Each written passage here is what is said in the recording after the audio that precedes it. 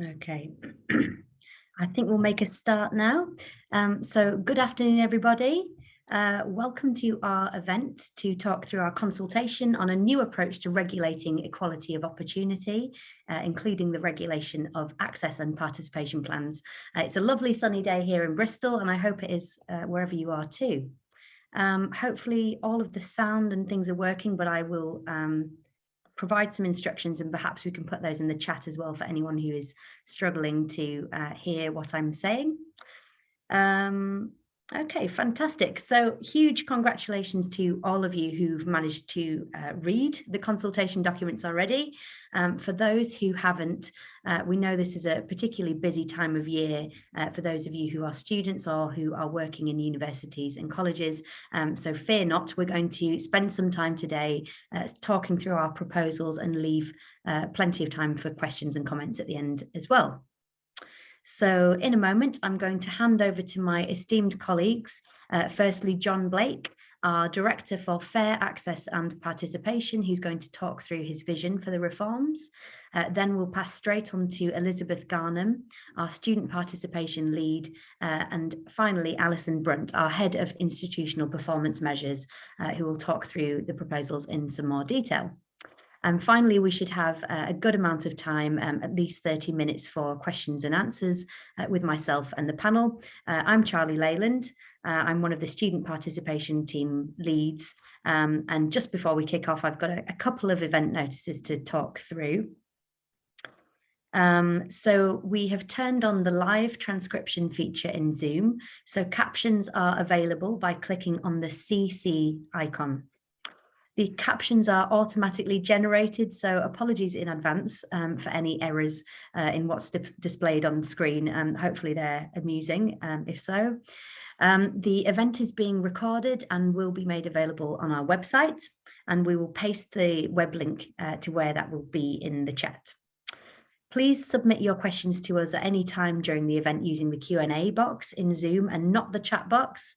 Where possible, and if you feel comfortable, then please include your name, the name of your provider of your organisation, as well as your own name as well.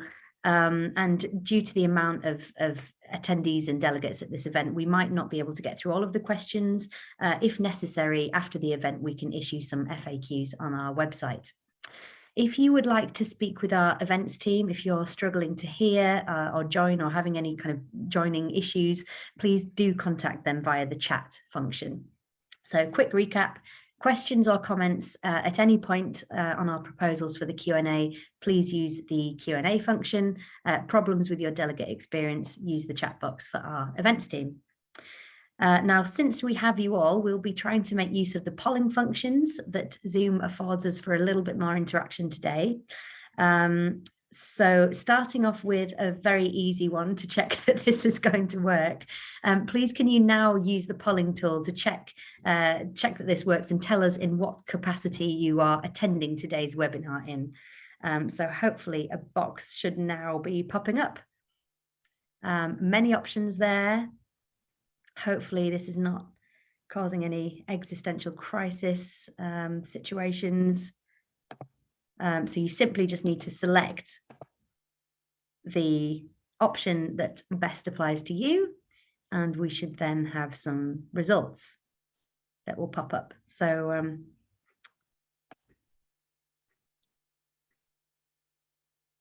if you could make that choice right now, that would be fantastic.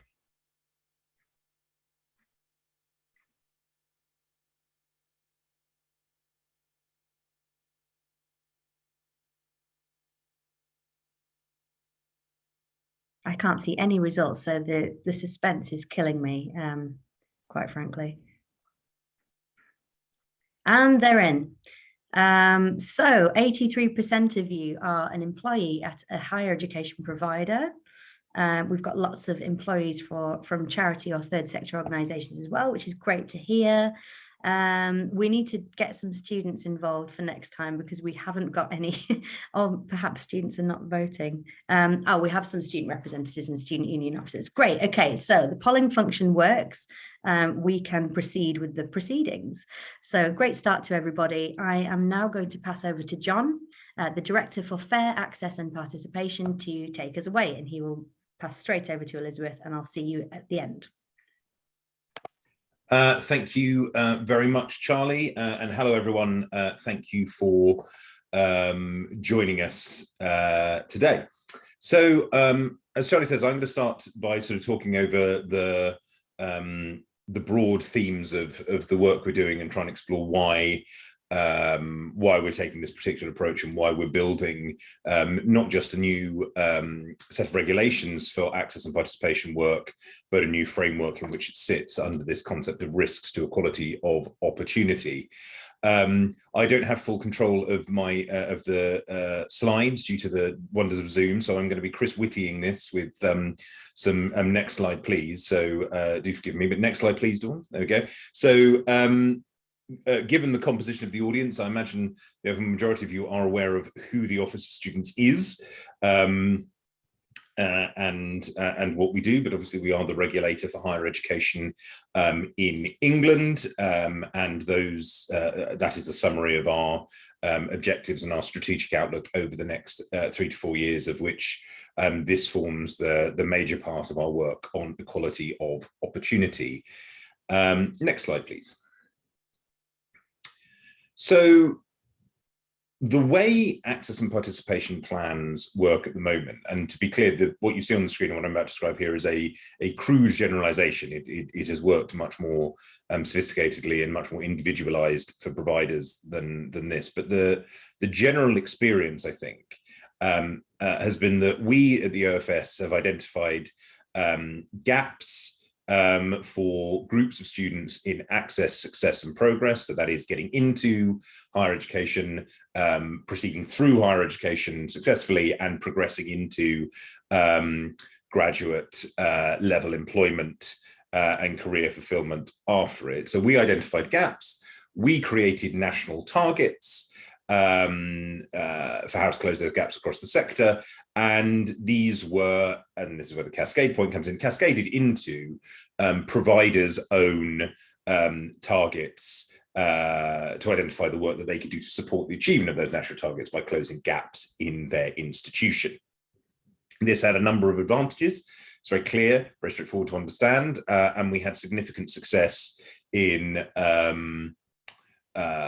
seeing closure of some of those gaps across the period of the OFS's existence.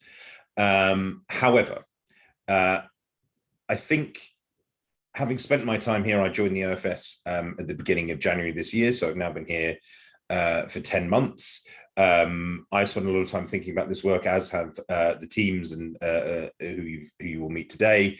And the whole of the organisation has been considering quite carefully how we take forward our work in regulation. And we think now a new framework is the appropriate way of doing this. Next slide, please. So the way we want to build the new model and the new framework that we're constructing around equality of opportunity generally, into which access and participation plan regulation will sit, is the elimination of risks to equality of opportunity. Next slide. And the way that we think you achieve that is through a virtuous cycle of ongoing expansion of knowledge and effectiveness. I just want to take a little bit of time to say what I mean by that. Risks to equality of opportunity, and I'll talk more about precisely what we mean by that in a moment, but they are, it is not a precisely mathematical or scientific formula to work out exactly what those risks are or how they manifest or how we might deal with them. It is a iterative process to study and understand the way in which those risks manifest and what work best mitigates those things. And then as that mitigation work impacts on the system, it can also lead to the emergence of new risks or the need to focus differently on old risks. So we don't conceive of this work as ever being done. There's not a point where we tick our box and it's bosh, all the risks of equality of opportunity have been dealt with. it is a constantly iterative and discursive process in trying to understand both what the problems are, what their causes are, and what the best work to do to resolve that would be. So we think the object here is this virtuous cycle of ongoing expansion of knowledge and effectiveness. But how do we get to that? Through our regulation. Next slide, please. So what we're suggesting is that we at the OFS will build a sector-wide register of risks to equality of opportunity, which we will expect providers to have regard to in constructing their own version of that takes particular account of their context, circumstances, mission and purpose. And from that, they should generate a prioritized list of provider objectives that would tackle the most serious risks to equality of opportunity they can see. Next slide, please. And then we envisage the pathway from there to our virtuous cycle is that providers will outline evidence-led interventions to achieve those objectives. They will identify targets as useful proxies for progress and success there. But we are clear that success in this case is learning more about how best to achieve the objective. That is not to say that we are not interested in whether or not providers are hitting their targets. That will be one of the ways in which we monitor the APPs going forward. But we are open to a conversation about why targets might be being missed that goes beyond that is genuinely inquisitive rather than prosecutorial, because we are interested in understanding whether or not did we identify the right objectives, did we identify the right proxies, did we identify the right activities, is it the case that something everyone believed would work has not worked as we wanted? So success is learning better how to achieve the objectives, and that includes sometimes failing in the work we're doing, provided we are seeing high quality evaluation that allows us to learn better how to do that in future. Next slide, please.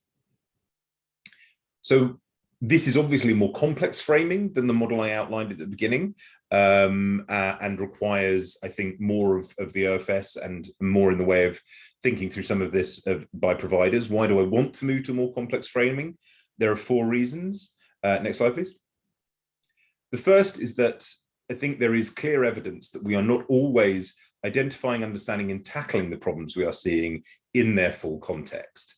So, for example, an issue may seem to arise where one racial group has lower outcomes than another. Now, there are lots of reasons for that. There are certainly system-wide reasons why that might occur. There might be provider-specific reasons why that might occur, but it might also be a function, as it has been in some providers, of the fact that their students from that group actually all share other characteristics other than that, which they share with others who are also not doing well at their provider. So we're not necessarily thinking about that. So they have particular types of qualification, or they're from a particular socioeconomic group, and so on. I mean, you can imagine all sorts of ways in which those problems can intersect. And in particular, we are interested in seeing providers doing more to follow through on their identification of issues at access into participation and onward progression. So we are still seeing, although I think there have been some really interesting steps in certain providers to deal with this, an indication that access work is sort of seen as something separate and discrete from ongoing support for students once they've entered a provider. And we think how providers organize themselves to deliver that support is a matter for providers, but we need to see much more interconnectedness between those things and identifying where problems are actually emerging, what the cause of problems are, and where the best point to intervene is. Next slide, please. The second reason is the need to harness and the opportunity to harness the intellectual and problem-solving knowledge and skill of the sector. We are unique in regulating a sector which is itself knowledge generating. So the quality of research and teaching collectively across the sector is strong. There are enormously exciting parts of the sector doing really, really interesting work here. There is a vibrant third sector attached to the sector doing work here, and we need to do more to harness that and seek to solve the problems we have, rather than generating a situation in which the problems seem to sort of be predefined by us at the OFS. Next slide. We also need to be clear that all equality problems are a problem. Absolutely no dispute about that. But neither the OFS nor the sector nor any individual provider has infinite resources and capacity, and decisions need to be made about how we prioritize activity in these sensitive areas. I will talk a little bit about the ways in which we don't mean prioritizing. We certainly don't mean just identifying the largest group who have a problem. It's much more nuanced than that, but there does need to be an ongoing conversation about how we identify what the most effective and efficient ways of undertaking responses to the risks that we identify are, and how we ensure that we're not spreading resource and capacity so thinly across either the regulation of the sector or within the sector itself or within individual providers, where spreading things so thinly is actually meaning that nothing is working particularly well. Next slide, please. And finally, I'm determined to do everything we can to avoid both creative compliance and unintentional negative outcomes. There is always a chance of these kind of byblows from regulation occurring, but colleagues have heard me talk before about my experiences of joining teaching during the early noughties, where I think there was not a sufficient level of focus on the ways in which the accountability system was generating unintended and often negative consequences. I am a very, very strong believer in high accountability. I think it is essential that we freely, regularly, and openly account for the public money that is spent on education. But we also need to ensure that in building the frameworks for that, we are not driving behaviours or incentivizing behaviours that are actually contrary to the objectives that we want to achieve. And that is part of this process as well. Next slide, please. What do I mean by risk to equality of opportunity? I don't propose to read this whole slide to everyone, but I think the definition there at the top identifies this about being where individuals' agency is impaired by something they cannot control. So we are not saying here that it's certainly not about equality of outcome. There will be differential outcomes, but as far as possible, they should be as a result of choices and efforts of individuals, not something that is generated by choices they themselves could not make. Our definition of choice here is broad. It is not a choice to say to people, you have a choice where an individual either doesn't understand they have that choice, they don't understand the consequences of that choice, they don't have information about what support they might get if they make a particular choice, and they don't have faith that they will be supported. So we are clear that there are systematic reasons around individual agency that might mean that what appears to be a choice does not appear that way to students, and it is the students' eye view that we want this to be taken from. But we are focusing on that sense of individual agency within those broader systems. I think, as I've already said, the point at the bottom is absolutely crucial. The greatest risks are not a matter of quantity of students affected, although, of course, that is one of the factors we might use, but also how the severity of the impact on a given group, or the likelihood of a risk manifesting for that group. So Gypsy, Roma, Traveller and Care Experience students are two smaller groups of students within the system for whom our analysis would suggest risks are very likely to emerge and tend to be extremely damaging. The other group that tends to have the poorest outcomes from higher education is white boys from working class backgrounds. But those risks don't manifest for everyone in that category. But of course, the group is larger. And one of the reasons for doing this work is to allow us to have sensible conversations about thinking about how we act on those different groups. Next slide, please. Why are we using the concept of risk? Partly it's because we're a risk-based regulator. We are not interested in command, control, and compliance for its own sake, but because it is identifying and mitigating the risks of achieving our objectives as a regulator, the sector's objectives as a provider of higher education. So I think it leans into a wider conversation that we're having with the sector. But it's also the case that risks to equality of opportunity are not guarantees that equality will not occur. And that cuts two ways. So that there are exceptional individuals from given backgrounds who have made it through the system and succeeded does not mean that that risk or that risks to equality of opportunity have ceased to exist for all persons who share those characteristics. Often exceptional individuals are the sort of they demonstrate ways in which those problems can be overcome, but not necessarily in ways that are scalable or effective. But equally, it cuts the other way, that simply because we have groups for whom it is extraordinarily difficult to ensure equality of opportunity does not mean that we should stop attempting to achieve that or consider that to be something that's not an urgent priority. Next slide, please. So ultimately, the key points to bear in mind here is this approach will identify more risks than it's possible for any one body or even the whole sector to meaningfully manage. So that second point then comes into play. Not all the risks are equal. They will not all require the same level of mitigation, and we need to have an ongoing and sensible conversation about that. Some mitigations may not be cost effective in comparison to the scale and severity of the risk. There is very little point having conversations about sort of fairy tale solutions to problems rather than grounding them in things that are meaningful and achievable within the capacity and resource we have available. And equally, mitigation does not mean abolition. So some risks are simply things that are beyond the power of any part of the sector, either individual or collectively, to deal with. But that doesn't mean that in the first case, providers shouldn't take every action they can within things that are very much within their ambit, but also identify clearly where they can affect wider circumstances. And we know that university and colleges are in many ways expert at having effects that go much wider than the things that they day-to-day control, and we expect them to think that through in imagining the mitigations that they're prepared to use. Next slide, please.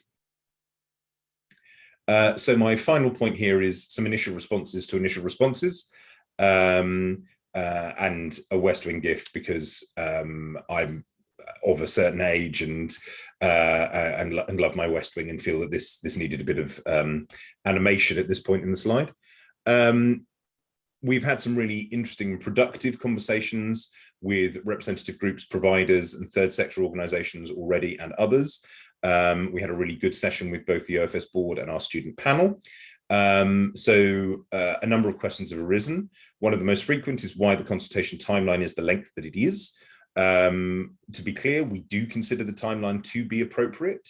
It is set in a way that provides time for people to respond, but also ensures that we can have the finalized version of Regulatory Notice 1 available in spring 23, such that we can have the new APPs in train as and when we need to. This process does grow out of the earlier variations process, and people will hopefully be able to see the ways in which this emerges. So we think this is part of a longer conversation in any event, and a conversation that will continue into the negotiation of the new APPs. So we do consider the timeline length to be appropriate. And in all honesty, there isn't much more to say about that. But I want to be clear, we have heard providers' concerns. We think it is justifiable, and we think there is a clear reason why it's there. So it is not something that will change. The Equality of Opportunity Risk Register, the EOR, which is how it should be pronounced, I'm definitively ruling here, will cover more risks than just those that we might expect to see handled through access and participation plans. So an obvious risk to equality of opportunity is quality. We have other mechanisms as a regulator for dealing with quality. We would only expect to see those elements dealt with in the APP where they are highly specific to groups of students, where it is a very particular risk to them, but not a general wider quality issue. The CEO of OFS recently announced that we were moving towards a new condition of regulation on harassment, for example. So we wouldn't be expecting to handle harassment through the access and participation plans. So just want to be clear that Equality of Opportunity Risk Register will go beyond just what we might expect in the APPs. But the APPs are the major tool we've been given by the Higher Education and Research Act to deal with these challenges.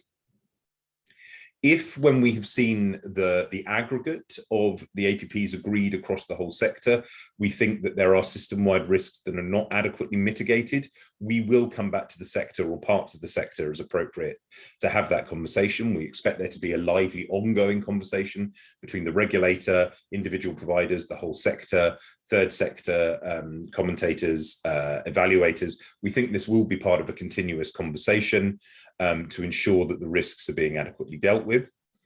Lots of questions about polar and tundra, and one of my colleagues from our data foresight and analysis directorate will be on hand to answer those in greater detail. But I think, to be clear at this stage, we think there are questions about equality of opportunity that polar and tundra do provide useful illustration of, but we don't think they are the be all and end all of that. And we would expect providers, when examining the risks to equality of opportunity, to think about what metrics are best for identifying that and how to use that. One of the things that should feed into that is their awareness of low participation neighborhoods, but it is not the totality of things they should think about.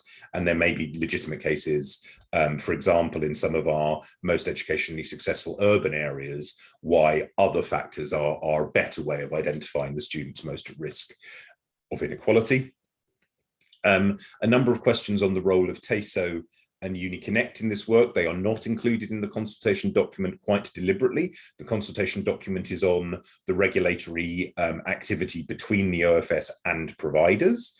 The work we do in supporting TASO and UniConnect and other infrastructure within the sector is separate to that. We are anticipating continuing that work, and we expect to see both UniConnect and TASO playing a full role in the system that is developed out of this. Providers are not obliged to use TASO or UniConnect activity, but if they do not, we would expect them to be clear why they're not engaging with that, and that the work they are doing is of similar quality and scale to the work that is being supported through our funding of infrastructure. But that will come with that conversation again will continue over time. I'm conscious that there will be many more questions at the end, and I will leave time for that, but I will stop here and hand over to my colleague Elizabeth Garnham to talk through the specifics of the consultation in greater detail. So for the final time, next slide, please. And Elizabeth. Thanks, John, for taking us through the vision and context for these reforms. I will now take us through the detail of the proposals, as you've just noted, John, and then my colleague Alison will talk about access and participation data. Myself and Alison will try to explain these proposals in quite a clear and straightforward way. If anything is unclear to you, please do use the Q&A button on Zoom to submit a question, and we'll try to get through as many questions as we can at the end of the session. Also, for the purposes of clarity, I will refer to universities and colleges as providers in this session. So let's talk through the proposals. If we could have the next slide. And next slide again. And next slide again.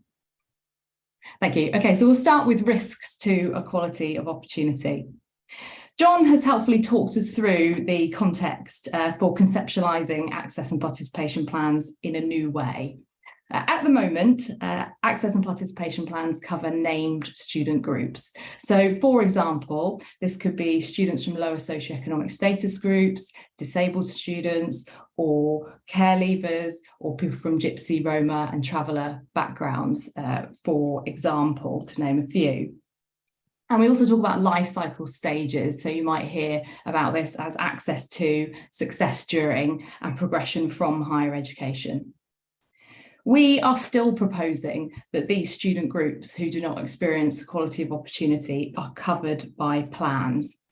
This is especially as plans will continue to be underpinned by providers looking at the evidence in the OFS Access and Participation Data Dashboard as the basis for their plan. But the difference is that these barriers students face will be presented in a different way, which also considers the full context. We are referring to these as risks to equality of opportunity. Some risks to equality of opportunity have been persistent and long-standing. For example, students from lower socioeconomic status groups are less likely to access, succeed in, and progress from higher education than their peers. And some students face specific and significant barriers, as John alluded to, based on their individual circumstances. So, for example, that could be students who are estranged from their families or children from military families as well. And there are other risks to equality of opportunity.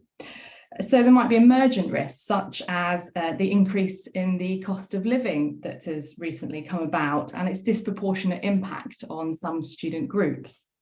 And also there may be regional specific issues, such as access to provision, that we need to consider in plans. To help providers, students and the public understand the risks to equality of opportunity in English higher education and the evidence base for each issue, we're proposing a sector-wide equality of opportunity risk register. As John said, this is what we are calling the EOR. This risk register will include the risk, the evidence base and an objective associated with that risk. It will be created using evidence sources such as the OFS Access and Participation Data Dashboard and other sources of credible evidence. Providers would have to have regard to this sector-wide risk register when writing their own plans, but they would not be expected to address every risk detailed in the document, as John outlined. The risks a provider addresses in their plan vary dependent on the provider's size, context and mission. And as we know, the higher education sector is extremely diverse. The aim would be to publish the first iteration of the sector-wide risk register in February alongside the outcomes of this publication and in good time for providers to write their new plans. Before I move on, it is worth noting that as with current plans, plans will continue to cover the same groups of students. So that is students on qualifying students on qualifying courses, and that covers UK domicile students and students where there are subcontractual arrangements. We now have a Zoom poll that I'm hoping will come up. Just to note that this, as we said, is about testing this technology. This particular poll will not be used to inform any kind of policy. It's just out of interest. So hopefully a poll will appear. Magic, there we go, it's happened. So the question is, which issues facing students is the most prevalent within a higher education provider? So are there any of these issues which you're particularly dealing with on a day-to-day basis at the moment? So just give you a moment to select one of those. If you would like to engage with this, you don't have to, of course.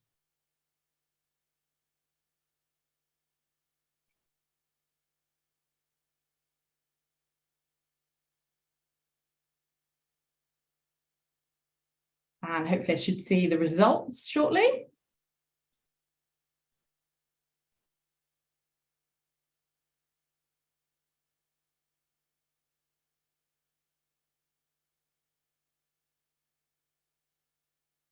And the results are in. So there is, unsurprisingly, all of these are particular issues for students at the moment, as we know.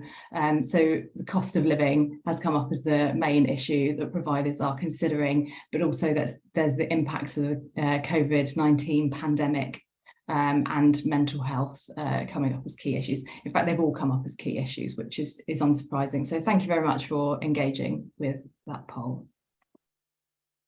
Okay, can we move to the next slide, please?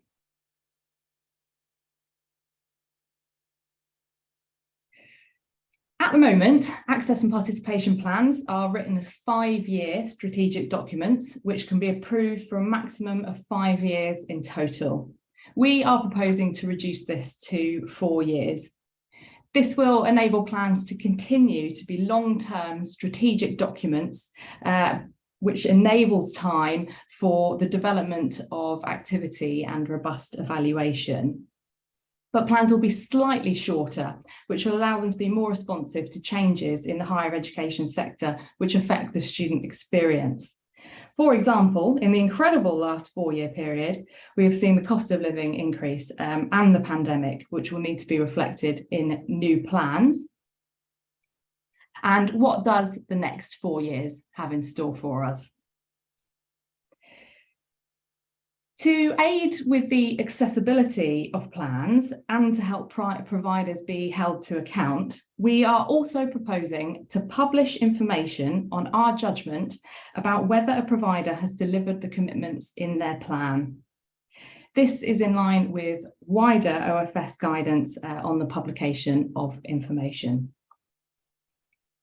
We move on to the next slide, please. And the next slide again. I realise there's a lot of text on this slide, so feel free to read the details of the consultation proposals on the slide, or do feel free to look at the consultation documents after this event. I would like to talk to the intent of these proposals in this section of the session. Making plans more accessible and improved evaluation is really at the heart of these reforms. In terms of making plans more accessible, we're proposing 4 things. Firstly, the inclusion of an accessible plan summary targeted at students. This has been trialled in the recent APP variations process. Secondly, it is not always clear in current plans how the activities described will deliver the aims of the plan. Therefore, the second proposal is very much related to strengthening the articulation of how each part of a plan works together to deliver its aims, thereby helping providers to evaluate their work and be held to account. Thirdly, we propose a standard plan format, which I will talk through in a moment. And finally, we propose a provider's plan should not exceed 30 pages, excluding any annexes. So moving on to improved evaluation. The proposed plan format and content is centred around providers having a clearer theory of change. This is overall and at an intervention level. To help providers achieve this and to aid clarity, we have proposed a format in the APP template using a model adapted with permission from TASO, which you will be able to see on the next slide. Thank you very much. For anyone who is not aware, the TASO is the Independent What Works Centre for Access and Student Outcomes funded by the OFS. There's loads of information on the TASO website about how to develop a theory of change if you would like more information about this. The proposals for the new plan format include the following areas. So firstly, we are proposing a plan should include the introduction and strategic aims, which is not dissimilar to existing plans. Then an outline of the risks to equality of opportunity a provider will be addressing in the plan. Next, it will detail the objectives, which detail what providers want to do about these risks and in what time frame. And then these objectives will be translated into associated targets, which are outcomes based. And I will talk to this issue shortly. Then there will be an intervention strategy, which the provider will detail about how they will deliver the objectives and the investment required to deliver this intervention strategy. The plan will also include details about how a provider will take a whole provider approach to deliver the plan, similar to in existing plans. And this includes things like overall monitoring and evaluation, how university or college leadership will be involved in the delivery of the plan, and how the plan links to other provider strategies such as learning and teaching. Details about how students have been consulted on the development of the plan and how they will be involved in the delivery and evaluation of the plan should also be included, and that is similar to existing plans. And then finally, a plan should include details on how students will be told about fees and financial support, and that is the same as in current plans as well.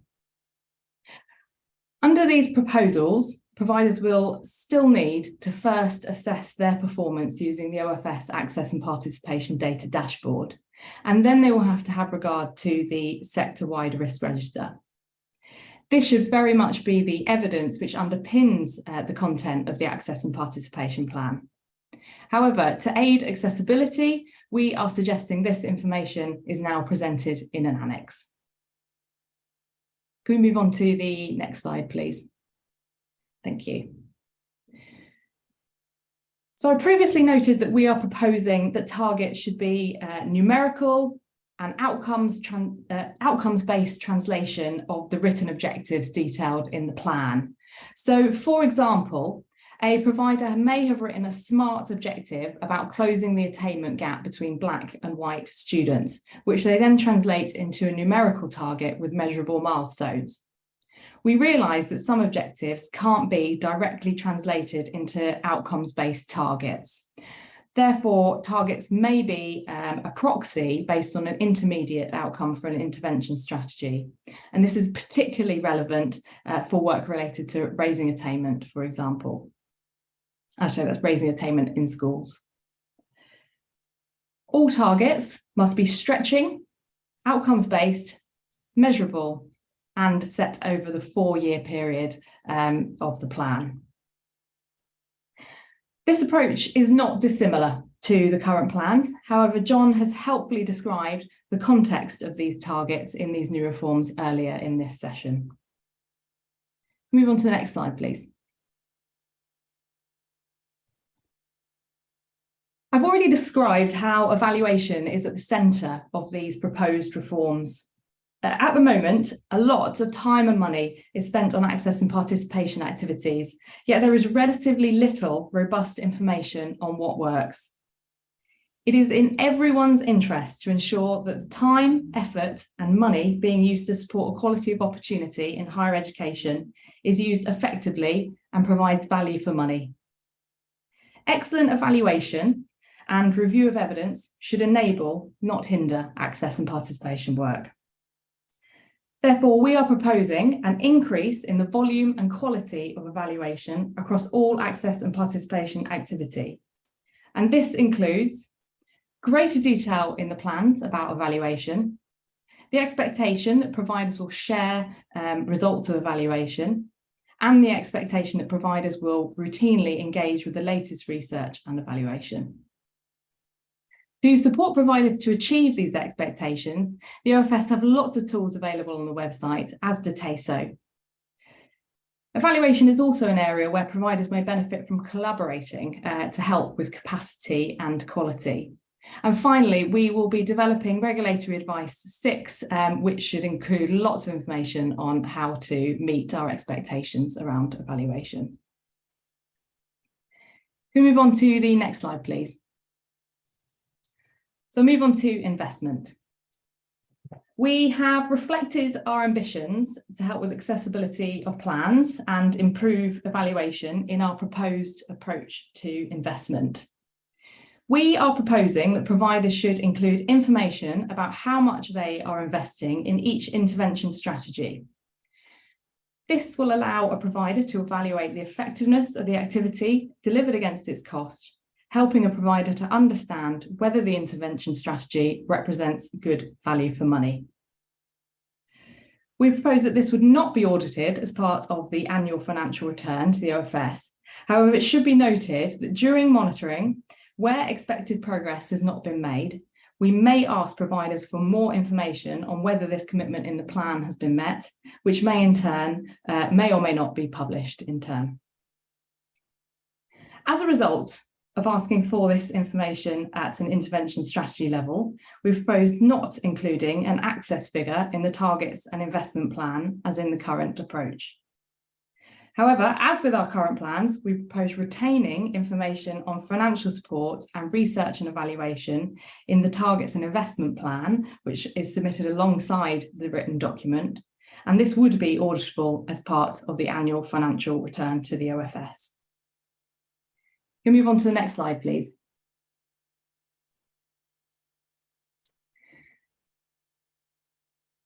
As John has alluded to when discussing his priorities for access and participation work, addressing the school attainment gap to support higher education access is a key policy priority in these reforms. And the evidence for addressing this issue to help with higher education access is compelling. Research shows that when students from underrepresented groups achieve the same levels of attainment as their peers at age 16, in many cases, they're similarly likely to go on to higher education.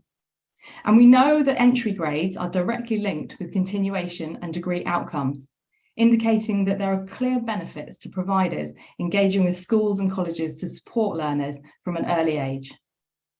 And sadly, we also know that the pandemic has stalled progress made on tackling the attainment gap, which appears early in life and increases over time. We propose that providers will be expected to address how they will tackle any inequality in access issues at their own provider and contribute to the national policy area to raise attainment in schools. We are aware, in addition, that many providers in their recent APP variation submissions have highlighted the role of UniConnect and collaboration to address this aim. We would also like to know more as part of this consultation about your thoughts on how best to deliver the policy objective related to raising attainment in schools. And we'd like to learn more about what the higher education sector can bring to support this issue. Next slide, please. So we'll move on to talking about data. Next slide, please. The final proposal that I'm going to talk through is around the assessment process. As I noted earlier, we recognise that there is a huge diversity of provision in English higher education, and that is a real strength of the English higher education system. Therefore, to enable our staff to be effective when reviewing a plan submission, it is very much essential that we first try to understand the provider context. Therefore, we are proposing that OFS staff will review the published OFS access and participation data dashboard and any other relevant contextual information before conducting an APP assessment. This will include a consideration of statistical uncertainty, the materiality of any risks identified, and consideration of groups where there are data limitations, such as minority groups. Now, before I move over to Alison, I just wanted to make a note about support. We've talked through all of the proposals now, and very much, as well as holding providers to account, we very much intend to provide support to help universities and colleges achieve these expectations. We have a poll now, so if you could put that poll on the screen, that would be great. We would welcome your feedback through this poll that has appeared. Thank you very much. About which support you would find most useful and most helpful moving forwards. So if you could complete the poll now, that would be very helpful. I'll just note while you're doing that we have various tools on the OFS website on all the topics that we have discussed today, and we will offer one-to-one telephone surgeries to all providers to discuss our expectations in their own context. We also hope to offer workshops that will help providers on topics such as evaluation. So hopefully you'll get some results from the poll.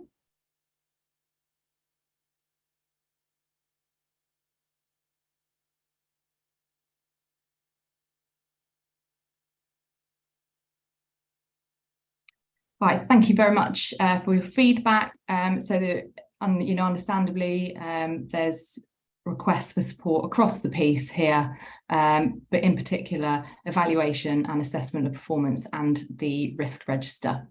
We will absolutely take that on board. Thank you very much.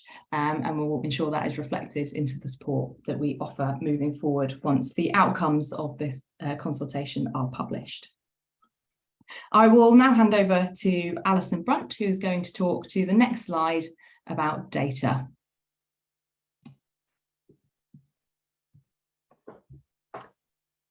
Great, thank you, Elizabeth. Okay, so in terms of the data, as you will have heard through earlier parts of this webinar, we are proposing that most providers will continue to use the access and participation data dashboard to inform the development of plans and targets. And as Elizabeth has just detailed, we are expecting it to use it to inform our assessment process for the APPs that we receive. The data dashboard is now a long-standing resource that is intended to provide a sector-level picture of the differences in access and participation across different stages of the student life cycle, as well as information at individual provider level. In doing so, we are aiming to make available a comprehensive and consistent data source that improves the accessibility of information for providers as well as other users. You may well be aware that in January of this year, we consulted on our approach to constructing student outcome and experience indicators for use in OFS regulation more widely. And we published the outcomes of that consultation process in July 2022. As a result of the consultation, we have decided to make some changes in relation to the access and participation data dashboards. And those changes are largely focused on ensuring alignment with the definitions being used to measure student outcomes and experiences for those other regulatory purposes, in particular our regulation of student outcomes through registration condition B3 and in the teaching excellence framework. And our hope is that kind of greater coherence and consistency with respect to the data makes that kind of data landscape easier to navigate and improves understanding for users in different contexts. While we have published data based on those consultation outcomes for TEF and condition B3 purposes at the end of September, we haven't yet published an update of the access and participation data dashboard that adopts those consultation outcomes.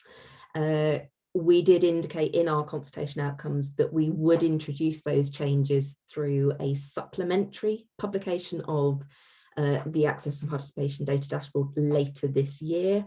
And we do still expect to make that available to you before the end of this year, followed then by a subsequent further annual update in the spring when the next year of data becomes available.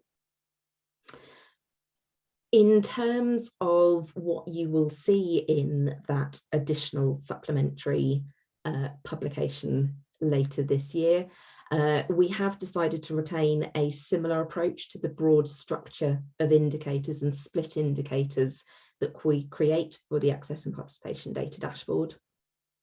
But there are going to be some additions and over the longer term, potentially some removals, and those are summarised on this slide. Those changes include some additional characteristics being brought into play in the access and participation data dashboard, in particular Tundra, as John mentioned earlier, and also the association between characteristics of students, the ABCs, quintiles for each of the student life cycle stages will also become available through that resource. Furthermore, we are also including for the first time student completion outcomes, as well as information on students' progression to professional and managerial employment, further study or other positive outcomes based on their responses to the graduate outcomes survey 15 months after they left higher education. We have also decided to, as part of those consultation outcomes, we've also decided to incorporate some additional characteristics into our regular publications of equality, diversity and student characteristics data sets. So we do recognise that obviously there are some limitations of the access and participation data dashboard where it is reporting at individual provider level. There are, of course, occasions where for data protection reasons, it's not possible to report data at the level of detail or granularity that we might otherwise wish to do so. And I think we are clear that this is not necessarily the resource to do that where it does compromise the risks of data protection and utility of the data on account of those very small numbers at individual provider level. However, starting from next month's publication of updated equality and diversity statistics, we will be starting to incorporate additional characteristics that are too small to report at individual provider level, and more granular breakdowns within the equality and diversity statistics that we are publishing at sector level, and that will, for the first time, incorporate information on many of the same student outcomes that are included in the access and participation data dashboard. So measures of completion, continuation and progression will start to become available through that resource in order to help fill some of those gaps that we do acknowledge exist at individual provider level in the access and participation data dashboard. We hope that by filling that gap with some sector level statistics, that will kind of add to the evidence base that's available for you to draw upon in the preparation and understanding of access and participation plans and targets. We have, though, confirmed that in terms of the access and participation data dashboard itself, it will retain a similar presentation to the one that exists now, and we do hope that that mitigates the kind of challenge of dealing with the changes that we're introducing to that resource, and will remain familiar to those of you that have been using it to date. I think that was all I was going to say on the access and participation data dashboard, so I will hand back over to Elizabeth. Thanks very much, Alison. Okay, if we move to the next slide. Okay, so just to wrap up, I'm going to talk about aspects of the existing approach that we are proposing to retain. If I can move to the next slide, please. I have mostly spoken to all the things that will stay the same, but just for clarity, I'm going to pick out some areas in particular that we are proposing to keep things the same. So firstly, we want to continue to encourage and support a student submission alongside the access and participation plan. Providers should help students with what to include in the student submission by talking students through the content of their proposed plan and allowing students opportunity to feed back. This evidence contributes to our understanding of whether providers have engaged with students when writing the plan. Further, we also know that many students are passionate about equality of opportunity in higher education and helping students overcome any barriers they may face. We continue to support and value students being involved throughout the life cycle of an access and participation plan, from being consulted on the plan to being involved in the design, delivery, monitoring and evaluation of interventions. We can move to the next slide, please. As previously noted, we are also retaining our expectation that providers will consider how they'll take a whole provider approach to addressing issues related to equality of opportunity in higher education. For meaningful progress to be made in equality of opportunity, it is essential that the whole provider, from leadership to academics and student services, are committed to this issue. And it is important that providers' policies in general are inclusive and enable all students to thrive. Finally, we will continue to take a risk-based approach to monitoring and enforcement of APPs in line with the wider OFS approach to monitoring. After all, it is important that providers do not only talk the talk, but also walk the walk and deliver on the commitments they have made to students, especially those who do not experience equality of opportunity. This is to ensure that all students from all backgrounds with the ability and desire to undertake higher education are supported to access, succeed in and progress from higher education. I will now pass over to Charlie for our Q&A session. Thank you so much, John and Elizabeth and Alison. That was really, really helpful. I recognise this is a lot of information to digest, so we've put some links there in the slides, and as we said before, these will be available on our website, so you can read up at your leisure if you would like more information about any of the things we've talked about. Now for the fun bit. So we are over to the Q&A panel section of the proceedings. So we have John, Elizabeth, Alison, and myself. We've got loads of really good questions coming in, so we'll try and get through as many as possible. So I'm going to kick us off with the first set of questions that have come in around the Equality of Opportunity Risk Register. So the question that has been posed, a really good question, should providers prioritise their own risks to equality of opportunity or the ones in the EOR?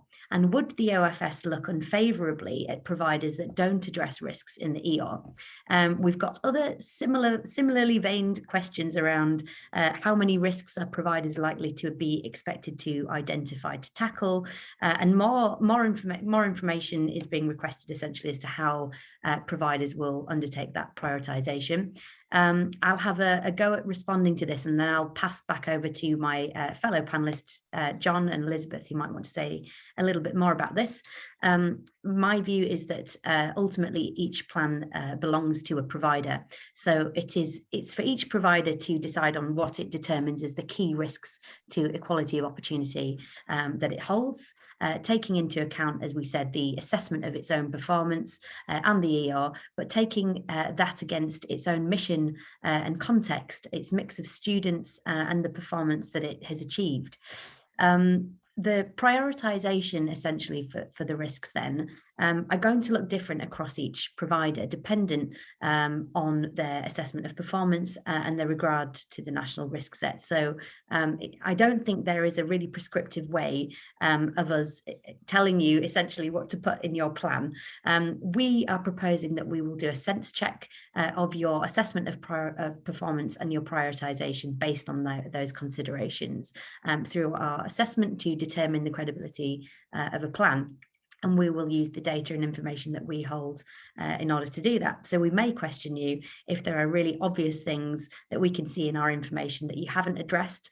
And as set out in our proposals, where that is the case and you have a very good reason for not prioritising a particular risk, then we would just advise you to write something very brief about that in the plan itself. I'm going to pass over to John, then Elizabeth, to ask you if you have anything else to add to that question. No, I think you've covered that really well, Charlie. I mean, I think the honest answer to a number of the questions about the EOR is that we think ultimately it is for us to make the decision about what goes into the risk register that we identify as the regulator of higher education.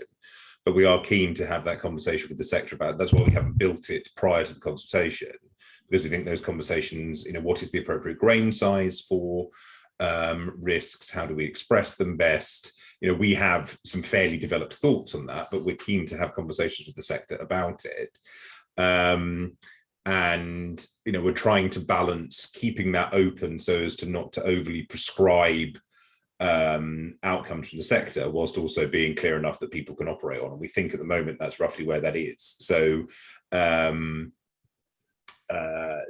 I think this will be an ongoing conversation as we go, and some risks will, I think, be at different grain sizes anyway, because some will be much more acute and much more tightly focused on smaller groups and things like that. But I think we will continue having those conversations as we go on. So part of the answer here is this is in part for the sector to do part of that thinking as well, and to forward its thinking to help shape ours.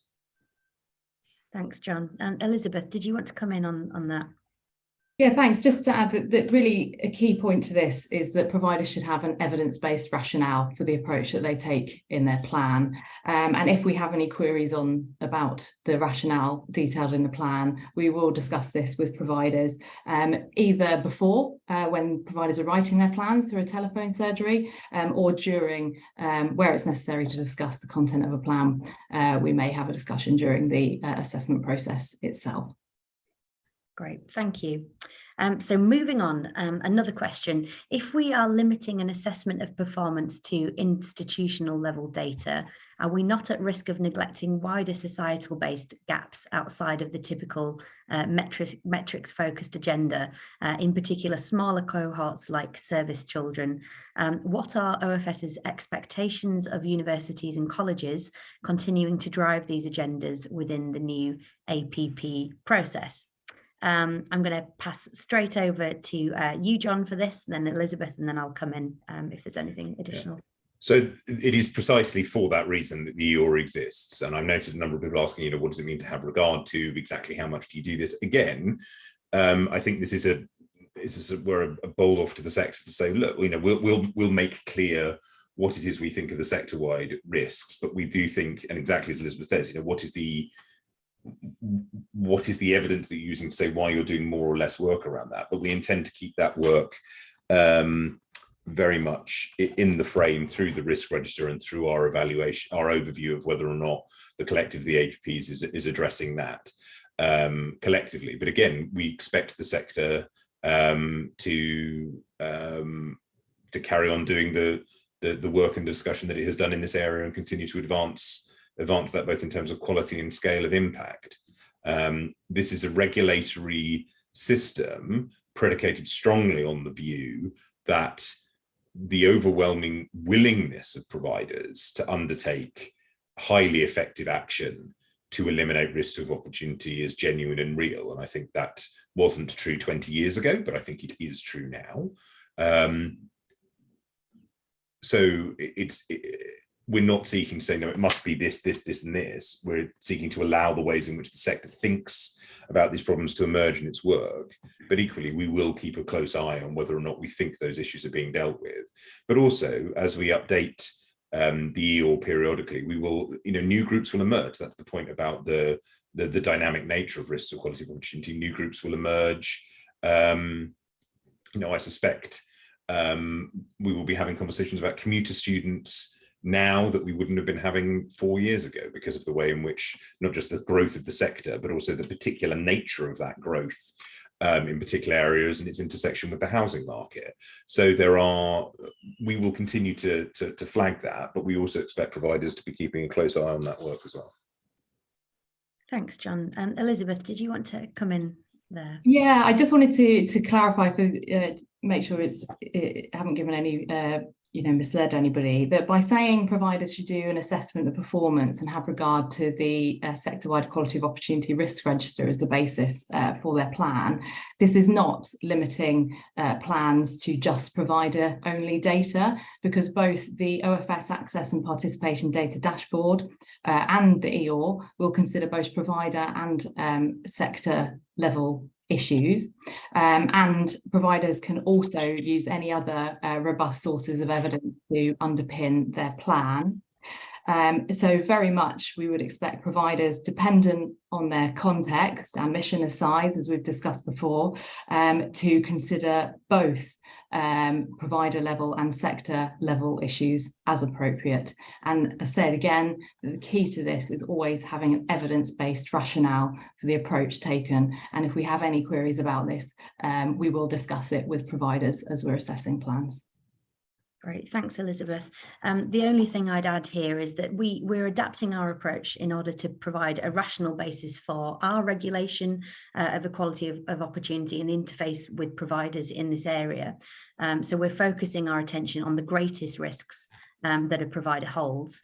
Notwithstanding this, though, and the content of the APP, we fully expect each provider to anticipate, to understand and to meet the needs of all of its students outside of a plan. And that's just should be happening as part of its day-to-day business, and that is set out very clearly across our expectations in the other conditions of regulation. So this certainly isn't about saying that students that are not captured in the plan should not be considered very closely by providers in meeting their needs.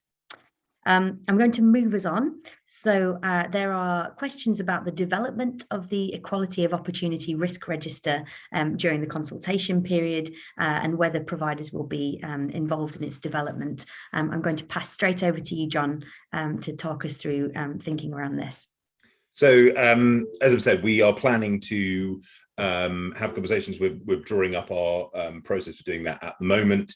Ultimately, the decisions about what the year is are ones for the OFS to make, but we are keen to get thoughts and inputs from the sector, either through things that we organise, or we're very happy to, if representative groups or indeed individual providers ought to organise something, and we can come along and sort of have that conversation with you. As I say, we started with our student panel and with the board, so I think we have confidence that those conversations generate useful and practicable outputs, and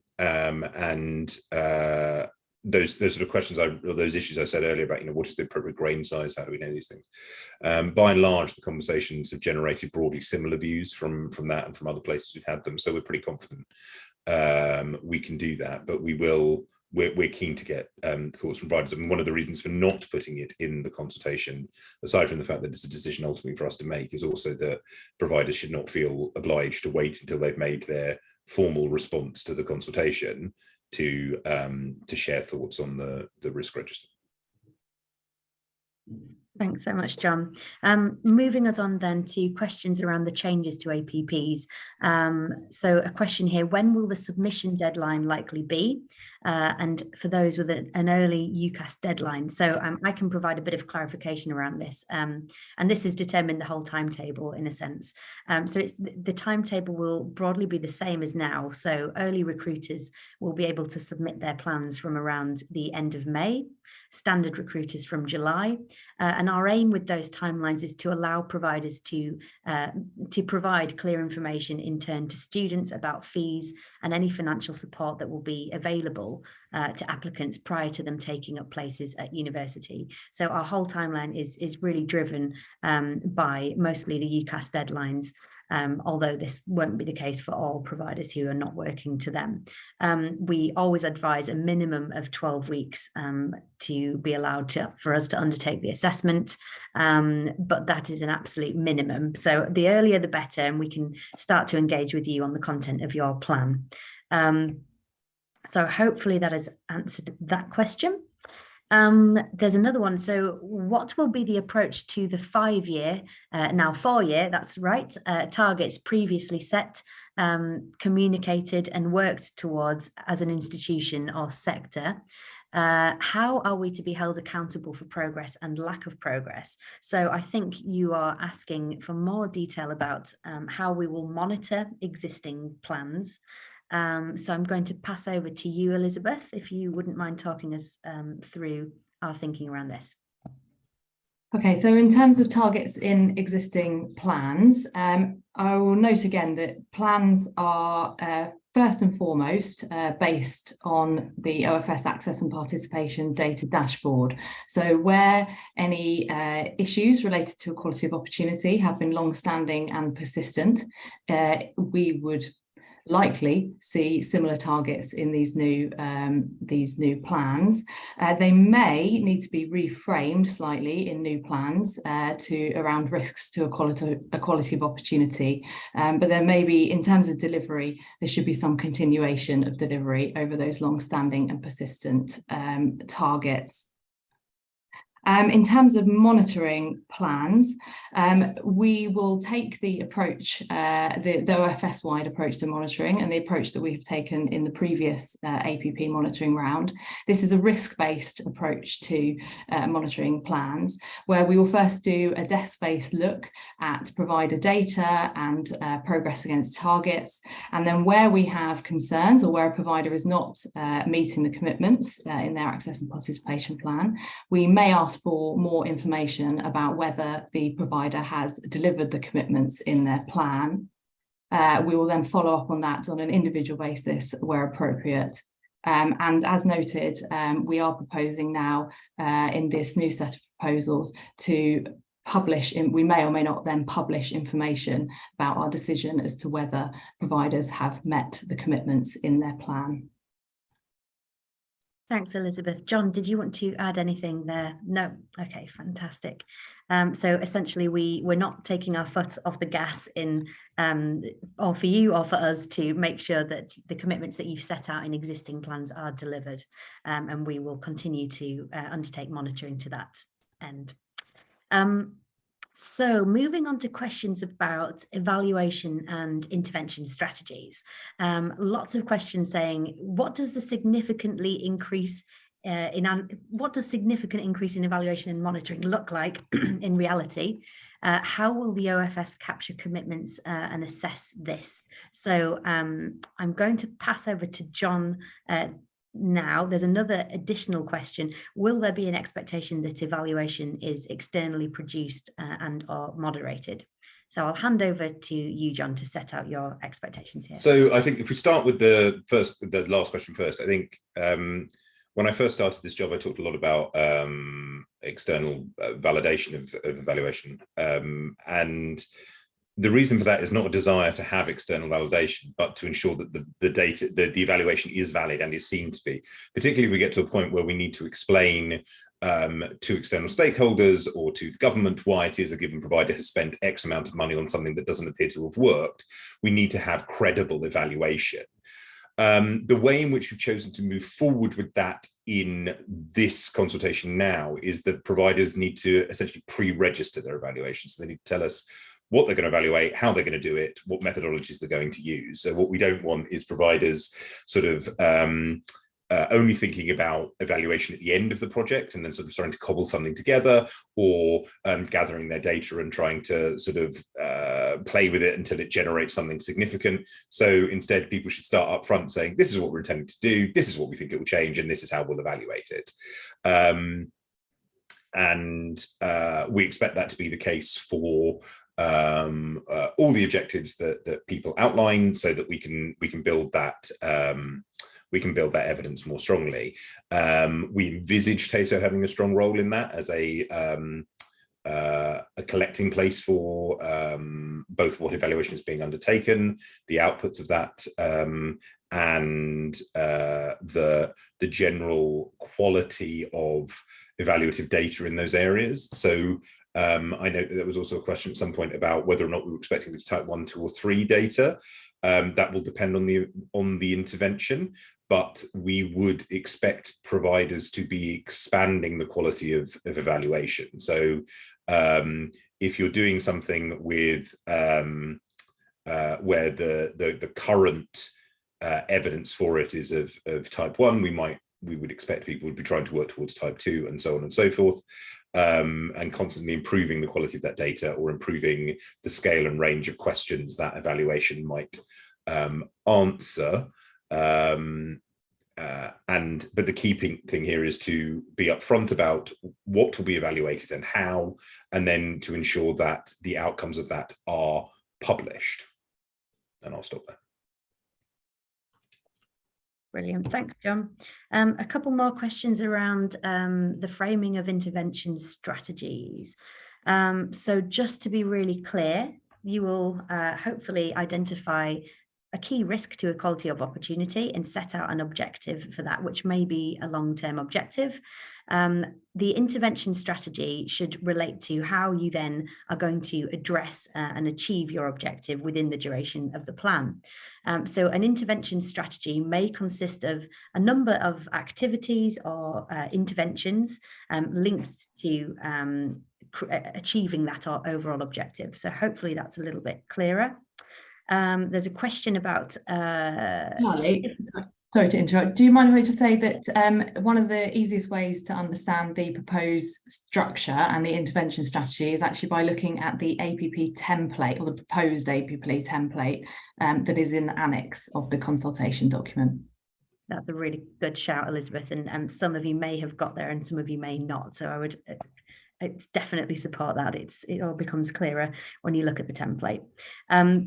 Next question, if we need to or want to change our intervention strategies because they're not working or because we have re-examined sector practice, will we need to submit a variation each time? I think the short answer here is talk to us, but we are trying to build in more responsive and iterative plans in this respect. So talk to us and we will be able to advise you on that on a case-by-case basis. Moving on to attainment raising. So questions here. Is the attainment raising in schools agenda aligned with a wider DFE strategy, which includes schools themselves? And have schools been consulted? Very good question here. I'm going to pass straight over to John. When the new schools bill was planned to be the schools bill was originally published, there was explicit reference to this work in that, and the DFE has undertaken work to share that with schools. However, events, I'll put it no more strongly than that, mean that the schools bill, I think, is now unlikely to proceed in the same form. So I imagine there'll be different conversations that are going on around the precise legislative framework, but I don't think the agenda has become less important. And we continue to work with the DFE and with school leadership groups to convey this message. And I've done a lot of work with colleagues of mine or former colleagues of mine from the school sector to be clear about this. So we have engaged with schools. We think there is a lot of productive work to be done there. But we also think this process is two ways. So it's not just about providers finding out what schools want and giving it to them. It is thinking about what it is that providers think they can best affect, and so on. These do need to be genuinely meaningful and effective partnerships in which there is contribution, ideas, and value from both sides. So that means, yes, providers need to think quite carefully about what schools are saying, but they also need to think quite carefully about what the best use of their capacity and their additional knowledge is. Thanks, John. I'm going to move on to some data questions. So here, the guidance frequently asks that the primary source of data for the analysis be the OFS data dashboard, but for small providers, this data set is not suitable due to a number of suppressions and inabilities to disaggregate. Will small providers be able to use their own data to undertake the analysis and to ensure GDPR compliance? I would direct anyone who's interested in the detail of this question to paragraph 48 of our proposed draft of RN1. The key things to say here are that we would not expect the same level of detailed analysis, particularly for disaggregated or intersectional data, recognizing all of the limitations that the person who has asked the question has very helpfully set out. We would expect a provider in this situation to consider the ER and think about how, given its context, it may contribute to mitigating sector level risks. We would expect the provider, where possible, to use entrant data using the access lifecycle information on the dashboard where available, paying particular attention to data aggregated over years where you don't have reportable data for a yearly on a yearly basis. We would ask that providers set out their identification of student groups that they would like to target to address the risks to access, completion, attainment, and progression in the future, and then to use national data to understand the key challenges relating to the groups that the provider has identified based on its own student cohort and ambitions here. To help it understand where it might best target its resources to supporting the challenges that those students face. A final thing to say on this is that a provider in this situation may wish to consider collaborative working to increase the number of students included in a particular intervention or innovative methods to determine the efficiency and effectiveness of the interventions that it holds. Where you are looking to set out collaborative targets with other institutions, we would definitely recommend that you speak to us on as early as you can, so we can support you in that. there are a few more data questions, and I'm going to pass some of these over to my colleague Alison. So will the data dashboard be updated earlier in 2023 so that it can be used for the analysis? And why is Polar still being used as a measure if the data is no longer going to be updated? So I'll pass over to Alison for those very good questions. Thanks, Charlie. So as I mentioned earlier, yes, we are planning to publish that additional supplementary version of the data dashboard later this year. There will then be that further update in spring 2023 when the next year of data becomes available as part of the annual cycle. In terms of the question around Polar, I would note that one of our consultation outcomes is that we will be introducing the Tundra measure into the Access and Participation Data Dashboard alongside Polar in the short term.